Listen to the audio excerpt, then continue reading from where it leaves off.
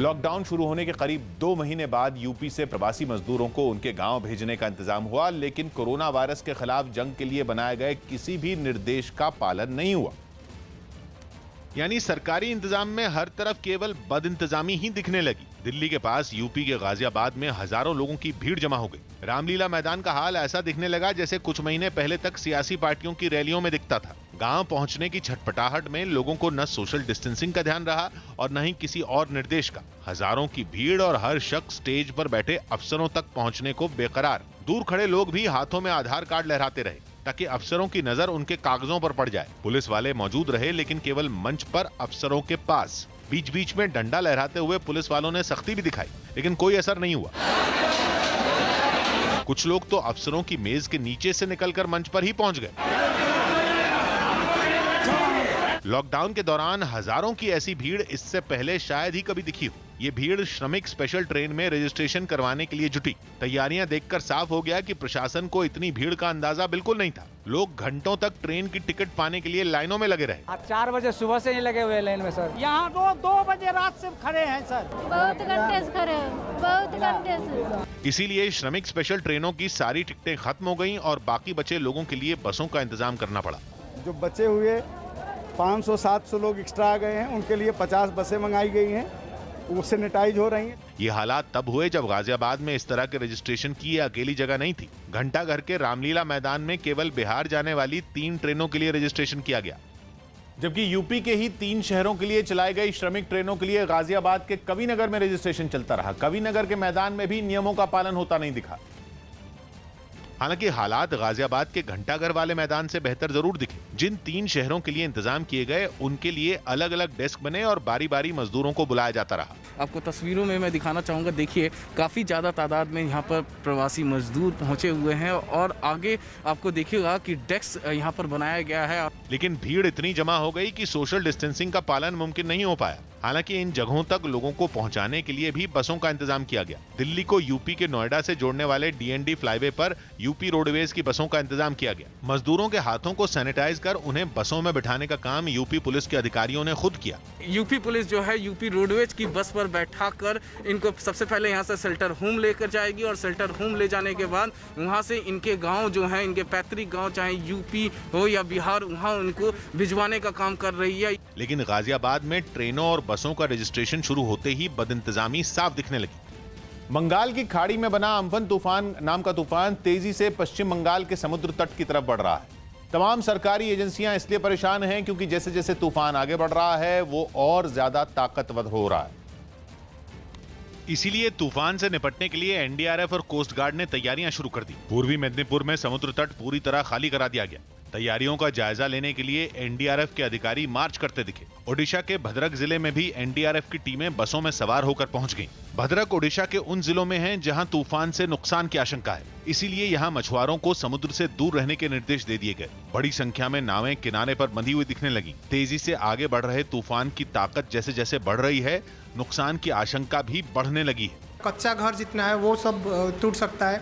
आपका जो टेलीफोन जो पोल्स है वो भी गिर सकता है और काफ़ी ज़्यादा आपका जो छोटा छोटा बोट है वो भी डूब सकता है। देश के 4 राज्य ऐसे हैं जिनमें अम्फन तूफान से नुकसान का अनुमान है। इसीलिए बड़े स्तर पर तूफान से निपटने की तैयारियां शुरू हो गई। मौसम विभाग का अनुमान है कि तूफान बुधवार 20 मई को दोपहर के बाद कभी भी पश्चिम बंगाल के तट से टकरा जाएगा। माना जा रहा है कि साइक्लोन अम्फन कुछ घंटों बाद यानी सुबह तक सुपर साइक्लोन में बदल जाएगा।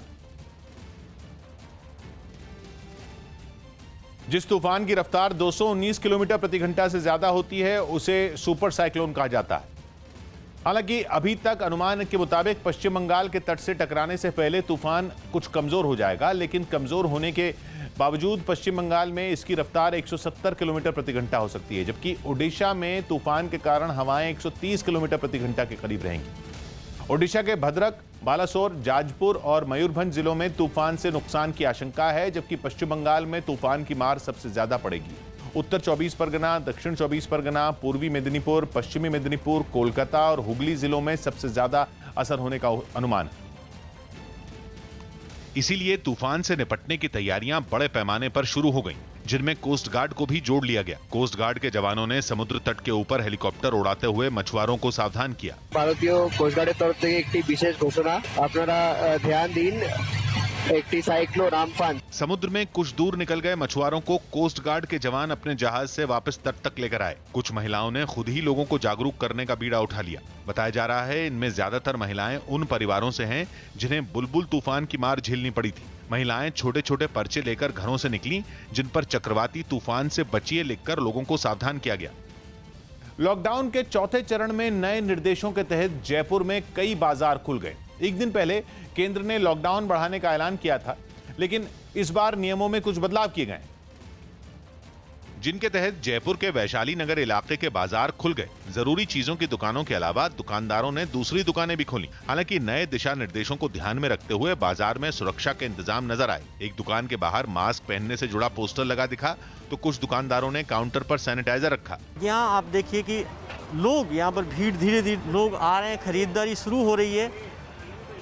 बाजार के अंदर आप देखिए आ रहे हैं कस्टमर, आ रहे हैं सर, आ रहे हैं। वैशाली नगर इलाके के बाजार के अलावा जयपुर की आतिश मार्केट भी खुल गई।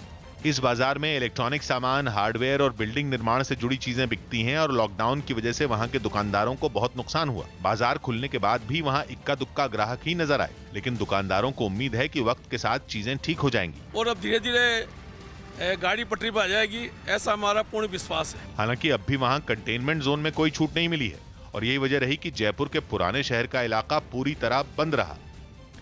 हांगकांग की संसद में चीन समर्थक और लोकतंत्र समर्थक सांसदों के बीच जोरदार झड़प हो गई। वहां की संसद में चीन के राष्ट्रीय गान के अपमान को कानूनी अपराध बनाने वाले एक बिल को पेश किया गया, लेकिन इस बिल पर पक्ष और विपक्ष के सांसदों के बीच झड़प शुरू हो गई।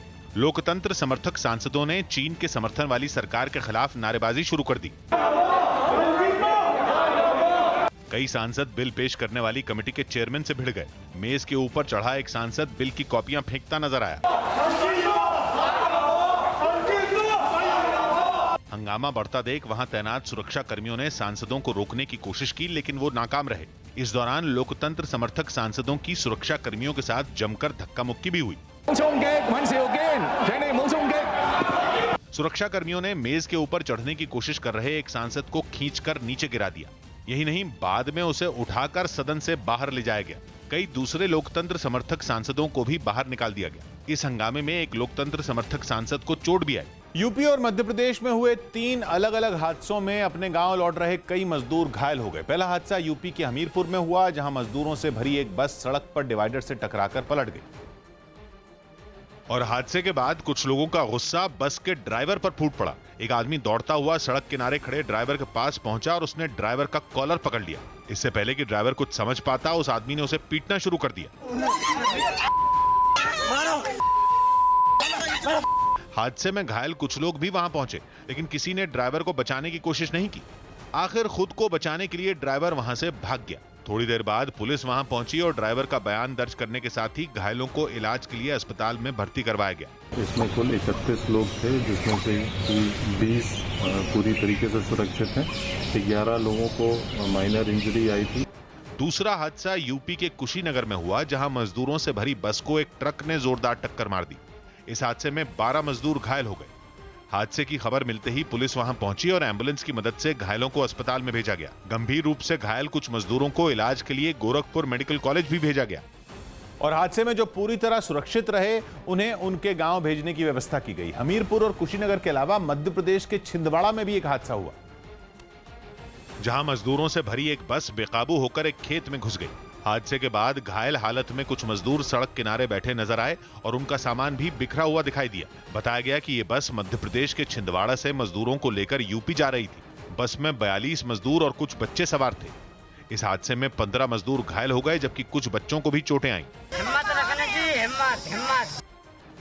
इजराइल में चीन के राजदूत डू वेई की उनके आवास में संदिग्ध हालात में मौत हो गई। 58 साल के डू वेई इसी साल फरवरी में इजराइल के राजदूत बनाए गए थे। जिनकी संदिग्ध हालात में मौत होने से वहां हड़कंप मच गया। बताया गया कि चीनी राजदूत का शव उनके बिस्तर पर ही मिला, जिसके बाद पुलिस को जानकारी दी गई। थोड़ी ही देर में पुलिस की कई टीमें उनके सरकारी आवास पहुंची और जांच शुरू की। इस दौरान पूरे इलाके को घेर लिया गया। सामने आई तस्वीरों में एक एम्बुलेंस उनके घर के अंदर जाती नजर आई। पुलिस ने वहां मौजूद लोगों से पूछताछ भी की। हालांकि शुरुआती जांच के बाद हार्ट अटैक को उनकी मौत की वजह बताया गया। ड्यू वेई ने बीते शुक्रवार को कोरोना के मुद्दे पर अमेरिका पर जोरदार निशाना साधा था। इससे पहले अमेरिकी विदेश मंत्री माइक पोम्पियो ने कोरोना के लिए चीन को जिम्मेदार ठहराया था, जिसके बाद ड्यू वेई ने उन पर पलटवार किया था। छत्तीसगढ़ सरकार से मंजूरी मिलने के बाद रायपुर में कुछ शर्तों के साथ कई दुकानें खुल गईं। हालांकि बाजार में भीड़ न जुटे, इसलिए ये दुकानें ऑड इवन फॉर्मूले के तहत ही खोली जाएंगी। और यही वजह रही कि बाजार में कुछ दुकानें खुली तो कुछ दुकानें बंद दिखाई दी। जूते, चप्पलों, कॉस्मेटिक्स और कपड़ों की कई दुकानें खुली नजर आईं। इन दुकानों में सोशल डिस्टेंसिंग को ध्यान में रखते हुए ही ग्राहकों को एंट्री दी गई।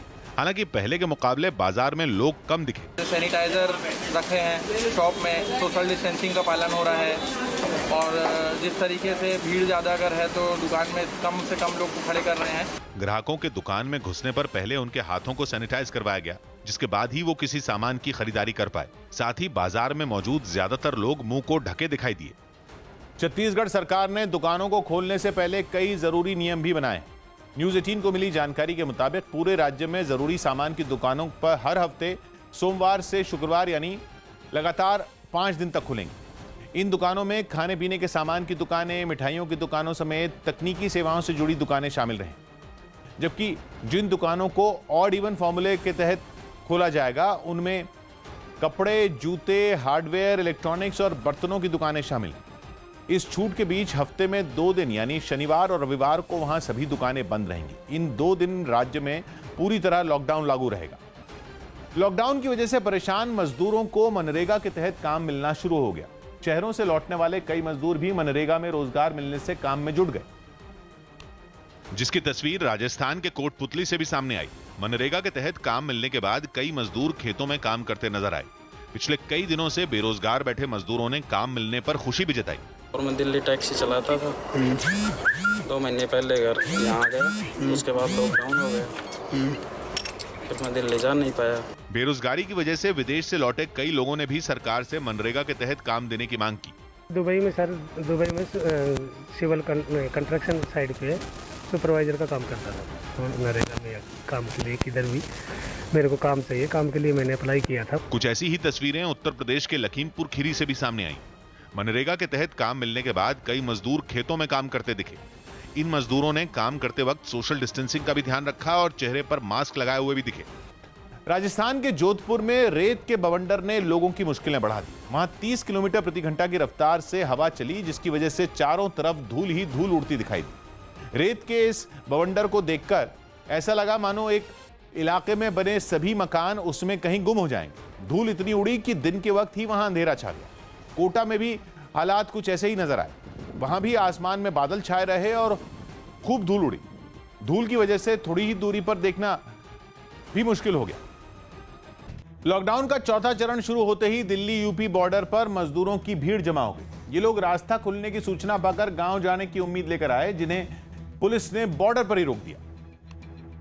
जिसके बाद धूप से बचने के लिए महिलाओं, छोटे बच्चों और बुजुर्गों ने दिल्ली यूपी सीमा पर गाजीपुर फ्लाईओवर के नीचे डेरा डाल दिया। गाजीपुर बॉर्डर के पास आप देख सकते हैं फ्लाईओवर के नीचे इन मजदूरों ने शरण ली हुई है, क्योंकि ये मासूम बच्चे हैं, उनके साथ परिवार है, किसी को ये नहीं पता कि वो अपने घर तक कब पहुंचेंगे। वहीं कुछ लोगों को डीटीसी की बसों से दिल्ली की ओर वापस रवाना किया गया तो बेबस मजदूरों का गुस्सा फूट पड़ा। बोले यूपी के बॉर्डर के अंदर छोड़ेंगे, पागल बना के यमुना कॉम्प्लेक्स ले गए, वहाँ पे उन लोगों ने अंदर नहीं लिया, फिर वही हम लोगों को अंदर छोड़ दिया, फिर हम लोग फिर वहाँ पूरा रात चल के जब यहाँ पे आए। जब पुलिस ने बसों का इंतजाम न होने का हवाला दिया तो एक महिला का सब्र जवाब दे गया। सुबह 6 बजे से यहाँ पे पड़े हुए भूखे प्यासे, हम लोग कह रहे हैं हमें जान दो।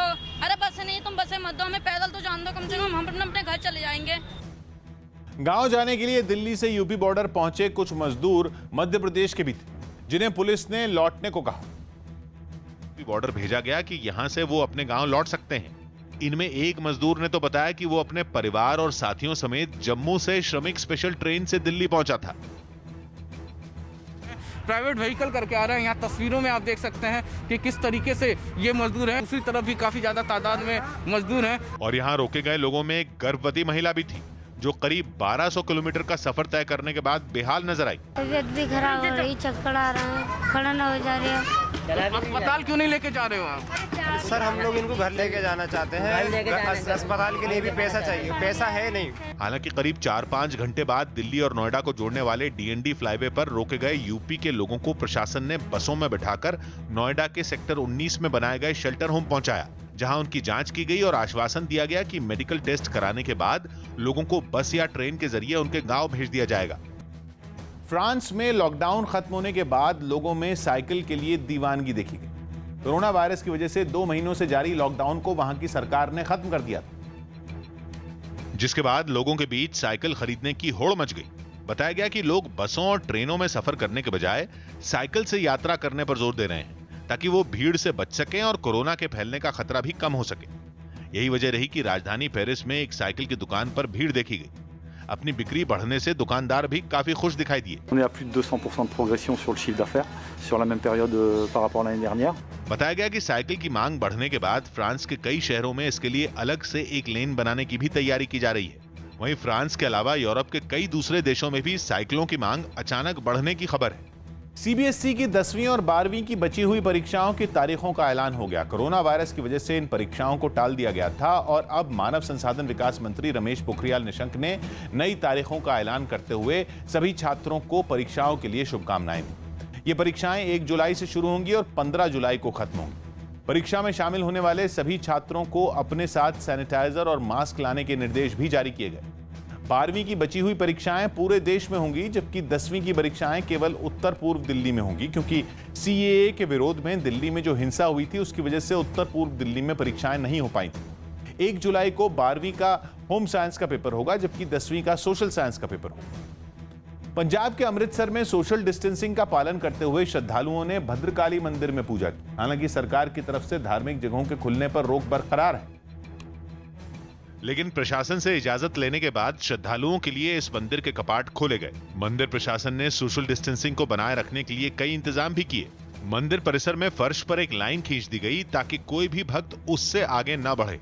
साथ ही वहां कुछ फीट की दूरी पर गोल घेरे भी बनाए गए, जिनके अंदर प्रसाद लेकर श्रद्धालु खड़े नजर आए। कोई भी इन नियमों को न तोड़े, ये देखने के लिए वहां कुछ लोग मौजूद रहे, जिन्होंने एक एक कर लोगों को दर्शन के लिए अंदर भेजा। वहां भी एक दूसरे से दूरी पर कुछ लोग खड़े रहे, जिन्होंने एक एक कर ही लोगों को दर्शन के लिए आगे जाने की इजाजत दी। एक 2 लोगों को सोशल डिस्टेंसिंग मेंटेन करके उनको मास्क कवरिंग करवा करके उनको चाहते हैं कि आए दर्शन करें और जल्दी से जल्दी अपने घरों में जाएं। सोशल डिस्टेंसिंग को ध्यान में रखते हुए ही श्रद्धालुओं को प्रसाद दिया गया। प्रार्थना यही है कि ये महामारी जल्दी से खत्म हो जाए और सब लोग खुले आम घूम सके जैसे पहले थे। मंदिर में दर्शन के दौरान सभी श्रद्धालु मुंह को मास्क और कपड़े से ढके नजर आए। मुंबई के छत्रपति शिवाजी महाराज टर्मिनस स्टेशन पर बिहार और यूपी लौटने वालों की भीड़ उमड़ पड़ी। इस स्टेशन से पहली बार एक दिन में सबसे ज्यादा स्पेशल ट्रेनें रवाना हुई, जिनमें 3 ट्रेनें बिहार जाने वाली। लेकिन उससे पहले अपने घर जल्द से जल्द लौटने की उम्मीद में बड़ी संख्या में लोग स्टेशन पहुंच गए। घर लौटने के लिए इतनी भीड़ उमड़ी कि स्टेशन में जगह कम पड़ गई। हालात ऐसे बन गए कि स्टेशन के बाहर भी लोग भारी भरकम सामान लेकर खड़े रहे। लोग सड़क किनारे भी काफी दूर तक बैठे दिखाई दिए। जितनी दूर तक भी नजर पहुंची, वहां सिर्फ लोग ही लोग नजर आए। कुछ लोगों के साथ छोटे बच्चे भी थे, जो तपा देने वाली धूप में छाते से सिर को ढककर बैग पर बैठे दिखे। लेकिन इन लोगों में किसी ने भी सोशल डिस्टेंसिंग का ध्यान नहीं रखा और ये सभी एक दूसरे के काफी पास बैठे दिखाई दिए। जबकि वहां कुछ पुलिस वाले और कर्मचारी भी तैनात दिखे, जिन्होंने ट्रेनों के रवाना होने के हिसाब से लोगों को टिकट देकर अंदर भेजा। और गवर्नमेंट ने भी ये जो माइग्रेंट जा रहे हैं उनके लिए खाने पीने की व्यवस्था सुविधा दे दी है। चिलचिलाती धूप में घर लौटने के लिए ट्रेन के इंतजार में बैठे कुछ लोगों को वहां मौजूद एक कर्मचारी ने फटकार भी लगाई। स्टेशन की एंट्री पर एक पुलिस वाला थर्मल गन की मदद से स्क्रीनिंग करता